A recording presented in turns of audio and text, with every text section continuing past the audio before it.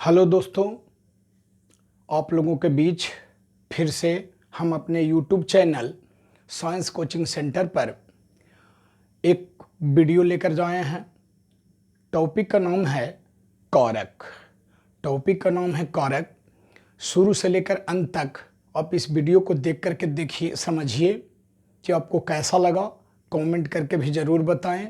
देखिएगा कैसा कैसा ट्रिक आपको बताते हैं, ताकि यदि आपके पास यदि लोअर क्लास के भी अगर आप पढ़ाते हो, 7th 8th 9th को भी अगर पढ़ाते हैं तो हिंदी उसके लिए, बल्कि सीबीएसई बोर्ड क्यों ना हो, हिंदी तो कंपलसरी होता है।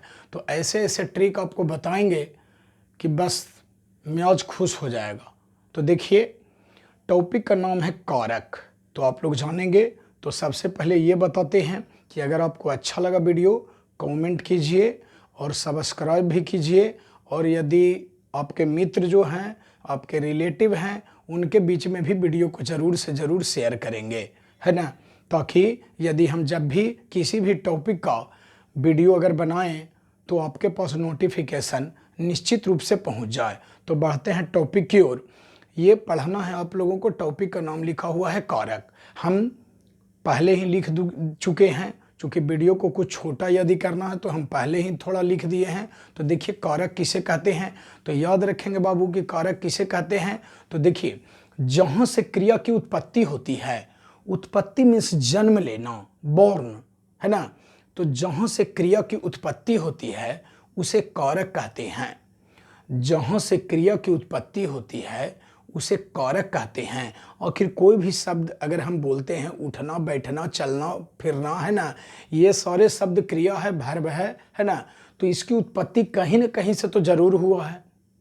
तो जहाँ से उत्पत्ति क्रिया का हुआ है उसी को क्या बोलते हैं, कारक कहते हैं। तो देखिए, यही लिखे हैं कि जहाँ से क्रिया की उत्पत्ति होती है उसे कारक कहते हैं।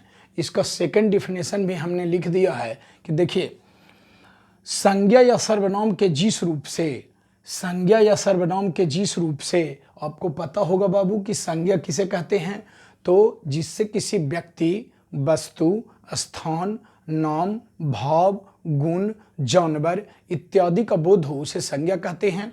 सर्वनाम किसे कहते हैं, तो ऐसे शब्द जो संज्ञा के बदले में प्रयोग किए जाते हैं उसे सर्वनाम कहते हैं। तो देखिए, संज्ञा या सर्वनाम के जिस रूप से वाक्य के अन्य शब्दों के साथ उसके संबंध का बोध हो या उसके संबंध का पता चले। फिर से देख लेंगे।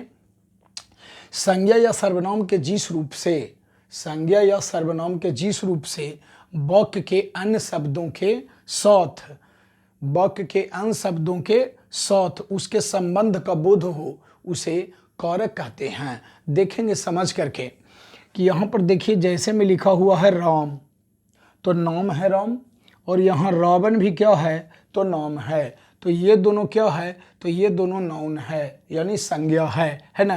अब देखिए, दोनों के बीच में ये रिलेशन बता रहा है ने, है ना, यानी राम ने ही रावण को बाण से मारा, है ना। तो दोनों के बीच में रिलेशन कौन बता रहा है, तो ने। तो यानी यही क्या बताता है, कारक है। अब देखिए, रावण को भी यहाँ पर डिनोट कर रहा है, सूचित कर रहा है। अब देखिए, बाण से यानी दूगो शब्द को जोड़ने का काम, मतलब यहाँ पर दोनों के बीच में रिलेशन बनाने का काम कौन कर रहा है, से, कि किस चीज़ से मारे हैं, तो बाण से मारे हैं। इसी प्रकार से आप कुछ भी बोल दो तो वो माने सेट करने योग्य यदि रहेगा तो समझ जाइए कि वो सब के सब उदाहरण कारक के अंतर्गत आएगा। जैसे हम बोल सकते हैं, राम आम खाता है, अध्यापक छात्रों को पीटते हैं, या वृक्ष से पत्ते गिरते हैं, मैं विद्यालय में पढ़ता हूँ। ये सारे के सारे कारक के जैसे में आ जाएंगे। देखिए, मोहन ने भात खाया, इसमें भी वही बात है कि इसमें रिलेशन बनाने का काम कर रहा है, इसलिए ये सभी जो है किस चीज़ का उदाहरण है, कारक का उदाहरण है। अब देखिए, याद रखेंगे कि कारक के 8 भेद होते हैं। कारक के 8 भेद होते हैं, कर्ता, कर्म, करण, संप्रदान, अपादान, संबंध, अधिकरण और संबोधन। लास्ट में यही, यानी कारक के कितने भेद होते हैं? 8 भेद। इतना आप लोग लिख लेने के बाद इतना के नीचे लिखेंगे कि कारक के 8 भेद होते हैं। कारक के 8 भेद होते हैं। पहला जो भेद हुआ उसको कहते हैं कर्ता। देखिए मिटा देता हूं वीडियो को, आप रोक करके फिर उतारेंगे भी।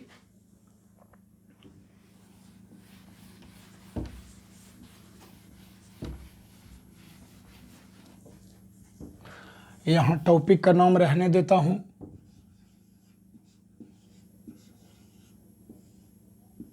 देखिए तो कारक का जो पहला भेद है उसका नाम है कर्ता। अब सबसे पहले हम लोग ये जानेंगे कि कर्ता कारक कहते हैं किसे। कर्ता या कर्ता कारक भी लिख सकते हैं, कोई दिक्कत नहीं है, चूंकि कारक का ही ये तो भेद है ना। तो देखिए सबसे पहले ट्रिक दोस्तों ये आपको याद रखना है कि कर्ता किसे कहते हैं। तो देखिए कर्ता अगर कोई पूछे या हमें स्वयं समझना है तो वो तो अपने बता रहा है, ऑटोमेटिकली बता रहा है कि कर्ता। कर्ता मीन्स हो गया करने वाला, यानी कोई भी यदि किसी भी वाक्य को आप पढ़ो और यदि लगे कि इसमें काम को करने वाला कौन है, यदि वो नहीं अगर रहेगा तो काम नहीं होगा, तो समझ जाइए कि वैसा व्यक्ति क्या कहलाएगा? कर्ता कहलाएगा। यानी कोई भी ऐसा वाक्य में जो कोई काम अगर रहेगा तो उसको जो करने वाला रहेगा उसी को कहते हैं कर्ता। देखिए ध्यान देंगे, आप लोग लिखने का भी प्रयास अगर करेंगे तो एक बार सुन लेंगे, फिर से मैं परिभाषा बोल देता हूं। कर्ता देके डैश होगा। देखिए जो किसी काम को करता है, या ऐसे भी बोल सकते हैं कि जिसके द्वारा कोई काम होता है उसे कर्ता कहते हैं। जिसके द्वारा कोई काम किया जाता है उसे कर्ता कहते हैं। और उसी में आप लोग याद रखेंगे कि इसका विभक्ति चिन्ह ने शून्य होता है। याद रखेंगे कि इसका विभक्ति चिन्ह क्या होता है? ने शून्य होता है। अब हम आप लोग को ये बताएंगे कि ने के मतलब क्या होता है, शून्य के मतलब क्या होता है। तो कोई उदाहरण अगर आप पढ़ोगे तो इसका मतलब हो गया कि किसी किसी में ने दिया हुआ रहेगा और किसी किसी में दिया हुआ नहीं रहेगा। जैसे देखिए हम एक उदाहरण बताते हैं आप लोगों को। राम ने रावण को मारा।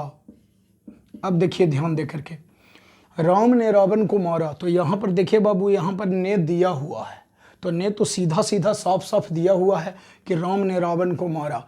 यानी इसका मतलब हो गया कि रावण को मारने का काम किसके द्वारा किया जा रहा है? राम के द्वारा किया जा रहा है। राम के द्वारा किया जा रहा है, इसलिए यही जो राम हुआ वो क्या है? कर्ता है। क्योंकि यदि राम को हटा दिया जाए तो रावण को मारने वाला कोई नहीं है। तो यही तो हम परिभाषा में बताए कि जिसके द्वारा कोई काम किया जाता है उसे कर्ता कारक कहते हैं। और उसी में लिखना है आप लोगों को कि इसका विभक्ति चिन्ह ने शून्य होता है। अब ने वाला कोई भी उदाहरण आप अपने मन से बोल सकते हैं कि लड़का ने फल खाया। लड़का ने फल खाया, तो ने लगा हुआ है लड़का के बाद, इसलिए लड़का क्या हो गया? कर्ता हो गया। और उसी सोचिए कि किसान ने हल जोता। किसान ने हल जोता, तो हल जोतने का काम कौन कर रहा है? किसान, इसलिए किसान का हो गया तो कर्ता हो गया। उसी प्रकार से आप कुछ भी बोल सकते हो, कोई दिक्कत नहीं है। तो देखिए अब शून्य वाला कि आखिर शून्य का मतलब क्या होता है। तो देखिए उदाहरण अगला समझेंगे। जैसे में ही है कि राम आम खाता है, तो हमने आप लोगों को यह बताया बच्चों कि कर्ता कारक का विभक्ति चिन्ह होता है ने शून्य। तो ने वाला तो आप लोगों ने देख लिया कि ने लगा हुआ है, और उसके बाद इस शून्य का मतलब क्या होता है? तो शून्य का मतलब हो गया कि वाक्य को पढ़ने के बाद आपको स्वयं पकड़ना है, उसमें ने लगा हुआ नहीं रहेगा। जैसे देखिए अगला उदाहरण भी रामे वाला दिए हैं, तो लिखा हुआ है खाली राम आम खाता है। अब तो पूछने वाले स्टूडेंट ये पूछेंगे कि सर आपने बताया कि ने लगा हुआ रहता है, तो ने इसमें कहाँ लगा हुआ है? तो यही हम बताना चाह रहे हैं कि शून्य का मतलब क्या हो गया। तो शून्य का मतलब हो गया कि ने रह भी सकता है और न ने जो है नहीं भी रह सकता है। शून्य का मतलब कि ने नहीं भी रह सकता है, लेकिन उसको आप हिंदी करके एक बार दो बार पढ़ करके देखेंगे ताकि सब पता चल जाए कि काम किसके द्वारा हो रहा है। तो देखिए तो इसमें ने लगा हुआ नहीं है, लेकिन फिर भी सब्जेक्ट यानी कर्ता कौन है? तो राम है। कैसे है पढ़ के देखेंगे। तो राम आम खाता है, तो यहाँ पर आम खाने का काम किसके द्वारा किया जा रहा है, राम के द्वारा किया जा रहा है, इसलिए राम क्या हो गया, कर्ता हो गया। तो यही आप लोग याद रखेंगे। इसी प्रकार से जितने सारे उदाहरण आपको मन है, हमने इतना तो बता दिया कि ब्राह्मण मिठाई खाते हैं, तो देखिए इसमें भी ने लगा हुआ नहीं है, लेकिन मिठाई खाने का काम कौन कर रहे हैं, ब्राह्मण, तो ब्राह्मण हो गया कर्ता। तो हम जब एक दो उदाहरण बता रहे हैं, उसके बाद आप अपने से सोच करके देखिए कि हाँ भाई और क्या उदाहरण हो सकता है। चिड़िया चहचहाती है, तो यहाँ पर चहचहाने का काम कौन कर रहा है, चिड़िया कर रही है, तो चिड़िया यहाँ पर क्या हो गया, कर्ता हो गया। अब समझते हैं कि आप लोगों को बिल्कुल टंच हो गया होगा कर्ता। अब हम लोग दूसरे की ओर बढ़ेंगे। दूसरे का नाम है, कारक के दूसरे भेद का नाम है कर्म। इसको हम लोग कर्म कारक भी लिख सकते हैं। देखिए कर्म किसे कहते हैं, क्रिया का फल जिस पर पड़ता है, क्रिया का फल जिस पर पड़ता है उसे कर्म कहते हैं। क्रिया मीन्स याद रखेंगे काम, ठेठ भाषा में आप लोग याद रखेंगे कि क्रिया मीन्स हो गया काम, तो क्रिया का फल जिस पर पड़ता है उसे कर्म कहते हैं। ये हो गया परिभाषा। लिखांत में आप लोग लिख लेंगे कि क्रिया का फल जिस पर पड़ता है उसे कर्म कहते हैं। जैसे देखिए अगर बोलते हैं यही उदाहरण, देखिए इसमें, हाँ पहले इसका विभक्ति चिन्ह जान लीजिए, इसका भी क्रिया का फल जिस पर पड़ता है उसे कर्म कहते हैं। देखिए इसका विभक्ति चिन्ह होता है को शून्य, कर्म कारक का भी विभक्ति चिन्ह होता है को शून्य। अब देखिए उदाहरण हम लोग लिखते हैं फिर इसका, राम आम खाता है, तो राम आम खाता है जब हम लिख दिए एग्जाम्पल में, तो आम को खाने का काम राम कर रहा है, तो राम तो कर्ता हो गया ना, कर्म थोड़े है राम। अब हमने क्या बताया कि क्रिया का फल जिस पर पड़ता है, तो क्रिया मीन्स हो गया काम, तो उठना बैठना खेलना कूदना रोना हंसना खाना पीना ये सभी क्रिया के उदाहरण हैं। तो क्रिया का फल जिस पर पड़े, तो यहाँ पर इस वाक्य में क्रिया कौन है, खाना है, और खाने का फल किस पर पड़ेगा, तो आम पर पड़ेगा। तो इस उदाहरण में जो आम है वो आम जो है वही कर्म है, जिसको अंग्रेजी में कहते हैं ऑब्जेक्ट।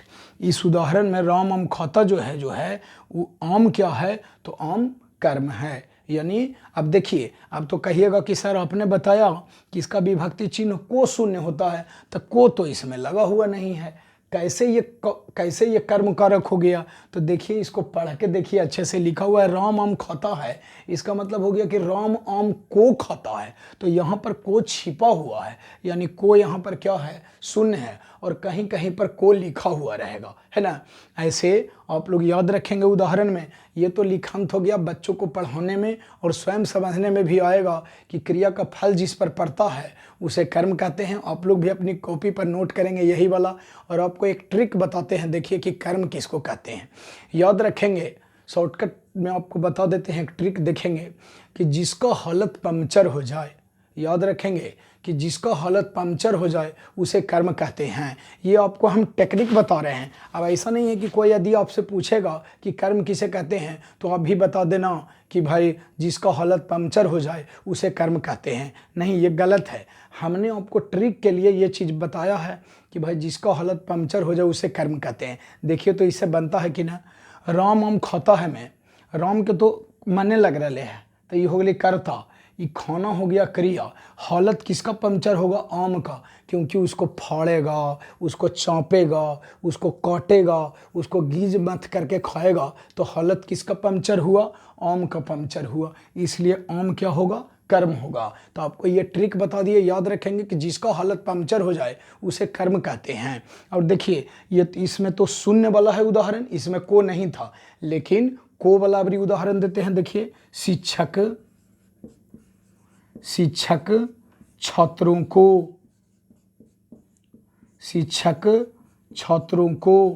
पीटते हैं, शिक्षक छात्रों को पीटते हैं। अब देखिए बाबू, शिक्षक छात्रों को पीटते हैं, तो पीटने वाले कौन है, तो शिक्षक, तो ये तो हो गया कर्ता। अब देखिए छात्रों को लग गया यहाँ पर, तो यानी कर्म कारक का विभक्ति चिन्ह को होता है, और हालत पंक्चर किसका होगा, पिटाएगा, तो हालत पंक्चर आप खुद समझ सकते हैं कि हालत पंक्चर किसका होगा, तो छात्र का होगा, इसलिए छात्र क्या हो गया, कर्म हो गया। ठीक है, अब समझते हैं कि आप लोगों को बिल्कुल टंच हो गया होगा। ये कर्म को का उदाहरण है। इसमें देखिए को लगा हुआ है लेकिन शून्य है, छिपा हुआ है। अब बढ़ेंगे हम लोग कारक के तीसरे भेद की ओर, जिसका नाम है, देखिए जिसका नाम है, थर्ड में पढ़ेंगे कारण। कारण किसको कहते हैं? देखिए क्रिया के पूरा होने में जो सहायता करता है, सुनेंगे अच्छा से, क्रिया के पूरा होने में जो सहायता करता है उसे कारण कहते हैं।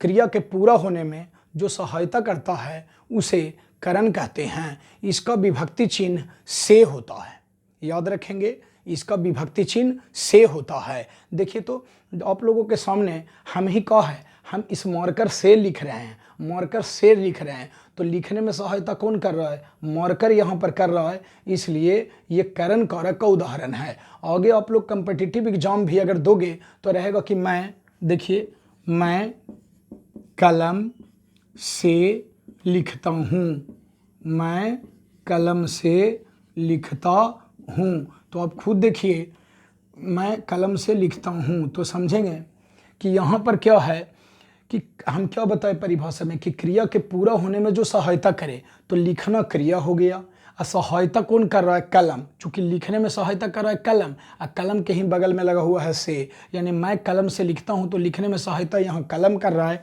इसलिए कलम का हो गया, कलम करण कारक हो गया। आप खुद देखिए कि हम बोल रहे हैं किससे? मुंह से, तो मैं मुंह से बोलता हूँ, तो यहाँ पर जो ये मुंह है बोलने में सहायता कर रहा है, तो मुंह कौन कारक हो गया? करण कारक हो गया।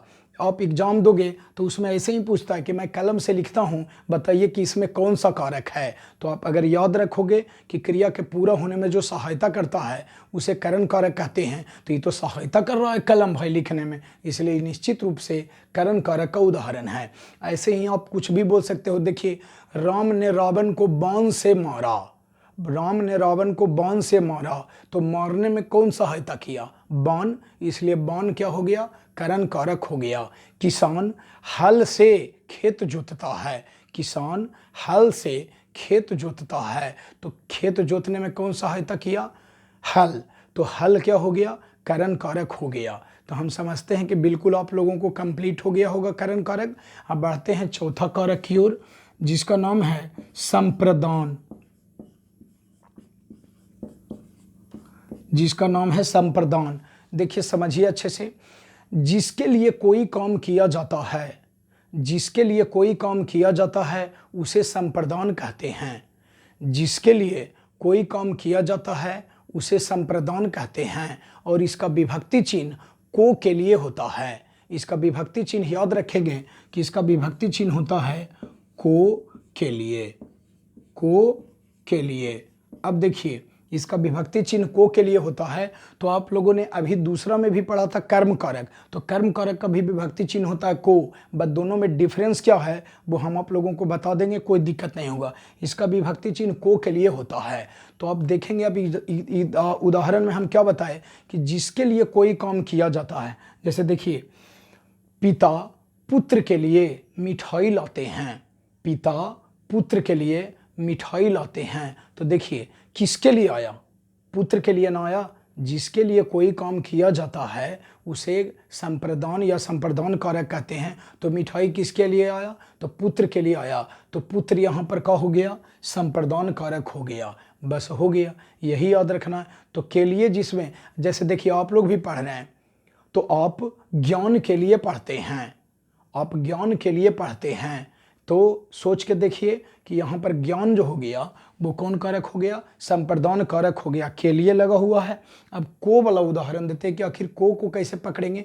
तो को बाबू जिस भी उदाहरण में किसी को कोई चीज दान देने का बोध करावेगा, वो तो बताए थे कि कर्म कारक वाला को जिसका हालत पंक्चर हो जाए, और इसमें बता रहे हैं को वाला में आपको याद रखना है क्या, कि इसमें आपको याद रखना है कि जिसे कोई चीज दान में दिया जाए, वो वाला जो को रहेगा वो समझ जाना है संप्रदान कारक वाला। जैसे राजा ब्राह्मणों को गाय देते हैं, राजा ब्राह्मणों को गाय देते हैं, तो राजा ब्राह्मणों को गाय देते हैं, तो देखिए ब्राह्मणों के बाद को लगा हुआ है, तो ऐसा नहीं है कि आप कहिएगा कि कर्म कारक का उदाहरण है, नहीं, किसी को कोई चीज़ दान देने वाला अगर रहेगा तो वो वाला जो को है वो आपको समझना है किसका है, संप्रदान कारक वाला है। समझते हैं कि आप लोगों को कंप्लीट हो गया होगा।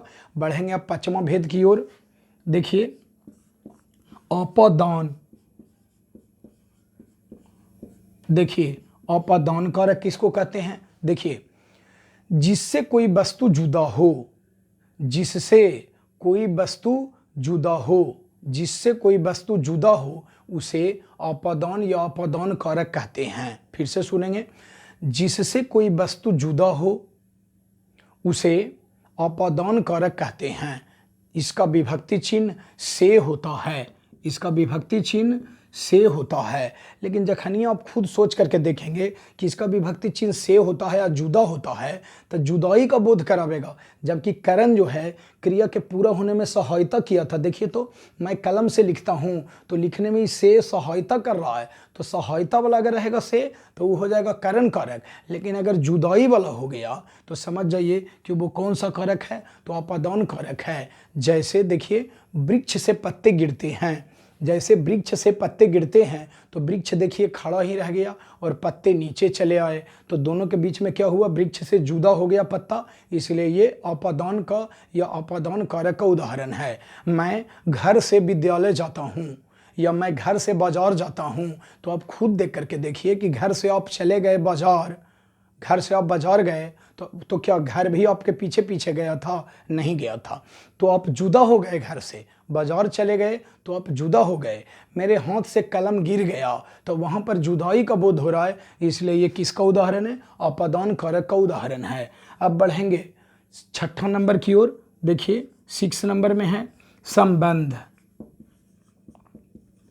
संबंध, ये संबंध किसको कहते हैं? तो जिससे किसी के साथ संबंध का पता चले, जिससे किसी के साथ संबंध का पता चले उसे संबंध कारक कहते हैं। देखिए इसका विभक्ति चिन्ह क के की होता है, याद रखेंगे इसका विभक्ति चिन्ह क के की होता है। जैसे बोलेंगे कि राम का घोड़ा दौड़ता है, राम का घोड़ा दौड़ता है, तो इस वाक्य को पढ़ने के बाद आप खुद समझिए कि राम ने न दौड़ रहा है, दौड़ रहा है कौन? तो राम का घोड़ा दौड़ता है, लेकिन उस घोड़े का संबंध किससे है? तो राम से है।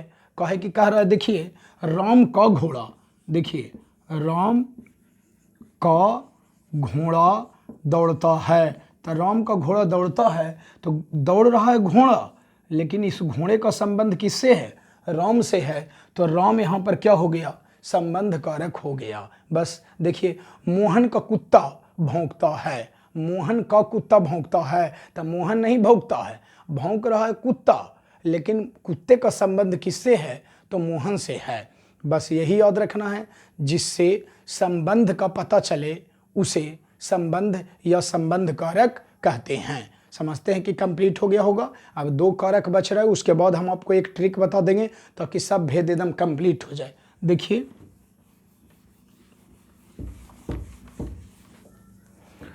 देखिए फिर 7th नंबर में है अधिकरण। 7th नंबर में है अधिकरण। देखिए किसको कहते हैं? अधिकरण। क्रिया का जो आधार हो, बेस जिसको बोलते हैं इंग्लिश में, क्रिया का जो आधार हो, क्रिया माने काम, क्रिया का जो आधार हो उसे अधिकरण कारक कहते हैं। क्रिया का जो आधार हो उसे अधिकरण कारक कहते हैं। और इसका जो विभक्ति चिन्ह है वो होता है में पर। इसका विभक्ति चिन्ह क्या होता है? तो में पर होता है। अब जैसे देखिए हम बोलेंगे कि मैं विद्यालय में पढ़ता हूँ, मैं विद्यालय में पढ़ता हूँ, तो पढ़ने का आधार क्या है? विद्यालय है, इसलिए विद्यालय यहाँ पर कौन कारक हो जाएगा? अधिकरण कारक हो जाएगा। तो विद्यालय के नीचे अंडरलाइन भी कर सकते हैं, जैसे ऊपर से बताते गए हैं कि कौन है संप्रदान, कौन है संबंध, उसी प्रकार से विद्यालय यहाँ पर है क्योंकि क्रिया का आधार क्या है? तो विद्यालय है। अब आओ आगे समझेंगे। जैसे कोई हमें फ़ोन किया कि सर आप कहाँ हैं, तो मैं बोलूँगा कि मैं अपने घर में हूँ या मैं अपने घर में पढ़ा रहा हूँ, तो वो यहाँ पर जो मैं बुला रहा है वो क्या हो गया? अधिकरण कारक है। यही उदाहरण हो गया। जैसे और देखिए पर वाला बताते हैं, घोड़े सड़क पर दौड़ते हैं। दौड़ने का आधार का हो गया सड़क हो गया, तो सड़क कौन सा कारक है? अधिकरण कारक। अभी आप लोग बिछावन पर बिस्तर पर लेटे हुए होंगे या फिर कुर्सी पर बैठे हुए होंगे, तब बोलेंगे कि मैं कुर्सी पर बैठा हुआ हूँ, पर वहाँ पर भी पर है, तो देखिए कौन सा कारक हो गया? तो अधिकरण कारक हो गया। देखिए पढ़ने के बाद रटंत विद्या रखने से भूल जाते हैं, इसलिए याद कर लेने के बाद 2 4 10 उदाहरण जिस रूम में भी अगर बैठे हुए हैं ना आप, तो निश्चित रूप से आपको बहुत सारे उदाहरण मिल जाएंगे। जैसे मोबाइल चलाते हुए यदि गलती से आपका मोबाइले हाथ से गिर गया, तो समझ जाइए कि कौन कारक हो गया? वो मोबाइल हाथ से गिर गया, तब वो अपादान कारक हो गया। आप मोबाइल चला के ऐसे ऐसे करके आगे बढ़ा के देख रहे हैं, तो उंगली आपका मदद कर रहा है, उंगली से आप ऊपर बढ़ा रहे हैं तब मदद कर रहा है, तो ये करण कारक हो गया। तो बहुत सारे क्वेश्चन ऐसे भी मिलते हैं जो कि आपको कंप्लीट रूम में भी हो सकता है। तो देखिए अगला लास्ट है, देखिए अपादान, अगला जो है हो गया आपका जाकर के संबोधन। देखिए संबोधन, देखिए संबोधन या संबोधन कारक किसको कहते हैं? जिससे किसी को पुकारा या बुलाया जाए, जिससे किसी को पुकारा या बुलाया जाए उसे संबोधन कहते हैं। इसका विभक्ति चिन्ह हे, अरे, अहो, अजी होता है। इसका विभक्ति चिन्ह हे, अरे, अहो, अजी होता है। याद रखेंगे आप लोग कि इसका विभक्ति चिन्ह क्या होता है। अब देखिए इसका जैसे में अगर बोलते हैं तो देखिए बोलेंगे हे भगवान, तो बच्चों आप लोग याद रखोगे कि जिसको भी पुकारा जाए तो हे लगा हुआ है, तो हे कह के संबोधित किया जा रहा है भगवान को, तो इसके बाद संबोधन कारक का चिन्ह जरूर देंगे। पूर्ण विराम देके नीचे बूंदा हो गया, यह संबोधन कारक का चिन्ह है। तो हे भगवान, हे राजन, है ना, ऐसे अगर कुछ बोलेंगे तो समझ जाइए वो संबोधन कारक का चिन्ह होगा। मेरी मदद करो, हे भगवान मेरी मदद करो, तो भगवान को पुकारा जा रहा है हे के द्वारा, तो हे यहाँ पर क्या हो गया? संबोधन हो गया। चाहे गांव में भी हम लोग बोल चाल के भाषा में कहते हैं कि अहो इधर सुनो, अहो इधर सुनो, तो यानी अहो क्या हुआ? संबोधन हुआ। महिलाएं अगर रहती है या पुरुष भी रहते हैं तो बोलते हैं कि अजी तनी इधर सुनिए, अजी बोलते हैं, तो अजी क्या हो गया? संबोधन हो गया। तो हम समझते हैं कि आप लोगों को एकदम बिल्कुल 8 में 8 कारक एकदम बिल्कुल कंप्लीट हो गया होगा। अब एक ऐसा ट्रिक आप लोगों को बता देते हैं कि पढ़ने के बाद मज़ा आ जाएगा, आप लोग बिल्कुल एकदम उसको याद कर लेंगे, ताकि विभक्ति चिन्ह भी आपको एकदम टंच रहेगा। देखिए अगला ट्रिक क्या है से, देखिए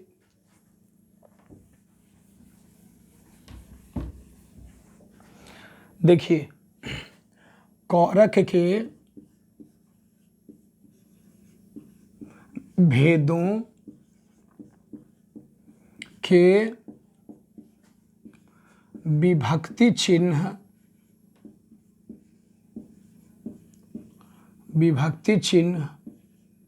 याद करने का ट्रिक, ये ट्रिक आपको कहीं नहीं मिलेगा, ये ट्रिक आपको कहीं नहीं मिलेगा। देखिए क्या ट्रिक है से, देखिए हे भाई, देखनिए हे है, चिन्ह ऐसे होगा। देखिए पंचवटी से हरण की गई सीता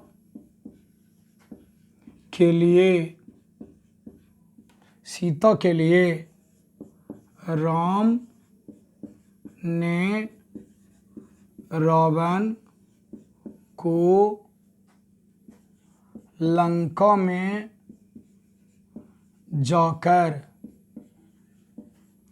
बाण से मारा।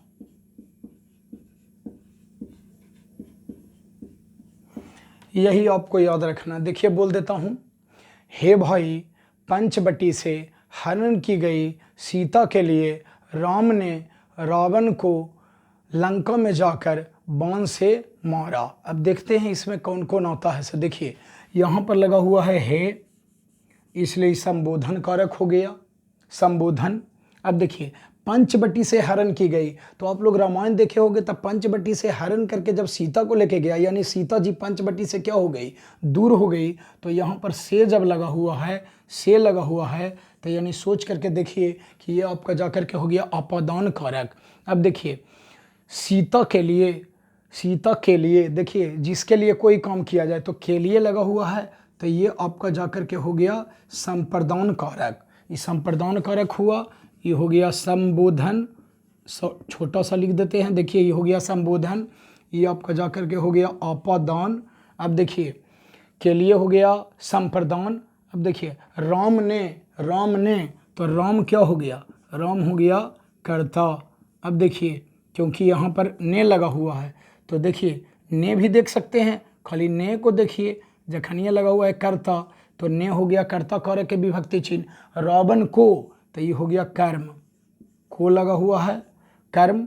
लंका में जाकर, तो ये जो में हो गया, ये हो गया अधिकरण। अब देखिए बाण से मारा, से यानी मारने में सहायता किया है से, इसलिए क्या होगा, ये करण कारक हो जाएगा, करण। अब देखिए हरण की गई, तो देखिए अगर बोलते हैं 1 2 3 4 5 6 7, अब देखिए ध्यान दीजिएगा, इसमें 7 ही अभी हुए हैं। एक कारण कौन सा बचा हुआ है, तो कौके की, यानी संबंध कारक का जो विभक्ति चिन्ह है वो क्या होता है, कौके की। तो संबंध बचा हुआ है, तो संबंध यदि एक बच गया, तो एक बच गया तो कोई दिक्कत नहीं है, एक ऐसे भी आप लोग याद रखेंगे, या फिर कहीं भी अगर लिखा हुआ है कौके की वाला, देखिए जैसे मान लीजिए एजा पड़ी की लिखा हुआ है, तो इसको हम ऐसे भी याद कर लेंगे कि चलो भाई की जब है तो इसी को मान लेते हैं कि यह क्या है, तो संबंध हो गया। या फिर देखिए जिससे संबंध का पता चले, तो संबंध का पता चले यदि नहीं भी अगर लिखते हैं तो एक हो गया, तो जब हमें 6 मिल गया तो क्या एक हम 7 मिल गया, तो क्या हम एक नहीं याद कर सकते कि संबंध कारक के विभक्ति चिन्ह होता है से, यही याद रखेंगे। देखिए फिर से कर्ता का विभक्ति चिन्ह ने, कर्म का हो गया को, अब देखिए करण का हो गया से, उसके बाद संप्रदान के लिए हो गया के लिए। अब देखिए अपादान के हो गया से, संबंध का नहीं है उसको आप लोग याद कर लेंगे संबंध। अधिकरण का देखिए हो गया में पर, तब में हो गया। अब देखिए संबोधन का हो गया हे। तो समझते हैं कि बिल्कुल वीडियो कंप्लीट हो गया होगा आप लोगों को। तो वीडियो को अच्छी तरह से आप लोगों को दिल लगाकर, मन लगाकर देखने के लिए आप लोगों का बहुत बहुत धन्यवाद। चैनल को आप लोग सब्सक्राइब कीजिए और शेयर कीजिए, ताकि वीडियो जब भी बनाएंगे किसी भी टॉपिक का तो आपको तुरंत नोटिफिकेशन पहुंच जाएगा। बस।